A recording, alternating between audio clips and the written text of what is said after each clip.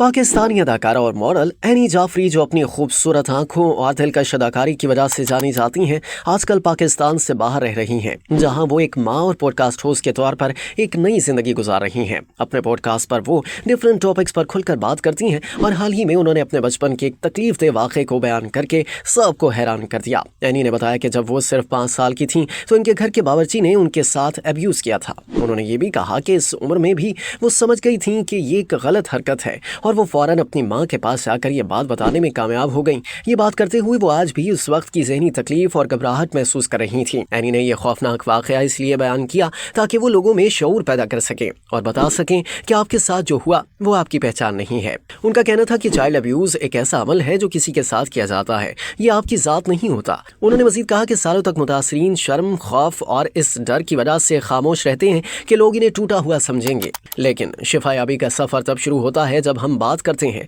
जब हम अपनी ज़ात को इस तकलीफ-दह वाक़े से अलग करते हैं। एनी के मुताबिक थेरेपी और महफूज जगहों पर बात करने से इंसान इस बोझ से आज़ाद हो जाता है और अपनी ज़िंदगी पर दोबारा इख्तियार हासिल कर सकता है। एनी ने अपने लहजे में ये कहानी सुनाई जिससे ये लगता है कि वो इस वाक़े से आगे बढ़ चुकी हैं। वो इसका सेहरा मुसलसल की जाने वाली मेहनत को देती हैं। उन्होंने ये भी कहा कि अक्सर ऐसे वाक़यात में मुजरिम कोई अजनबी नहीं होता, बल्कि ख़ानदान का कोई करीबी रिश्तेदार जैसे कि चाचा या कज़न होता है और ये बात सालों तक छुपी रहती है। इसलिए हमें अपने बच्चों को शुरू से ही good touch and bad touch के बारे में बताना चाहिए और इन्हें हौसला देना चाहिए कि अगर कुछ गलत महसूस हो तो वो फ़ौरन अपने वालिदैन को बताएं। एनी जाफरी चाहती हैं कि माशरे की ये खामोशी टूटे, बच्चे महफूज रहें और ऐसे वाक़यात को नज़रअंदाज न किया जाए। उन्होंने इन वाक़यात की विक्टिम्स को पैगाम दिया कि वो अपनी तकलीफ अंदर न रखें, मदद हासिल करें और महफूज जगहों पर खुलकर बात करें। उन्होंने ये भी कहा कि आप कभी टूटे हुए नहीं होते, जो हुआ वो आपकी कहानी का एक हिस्सा है, लेकिन आपकी पहचान नहीं।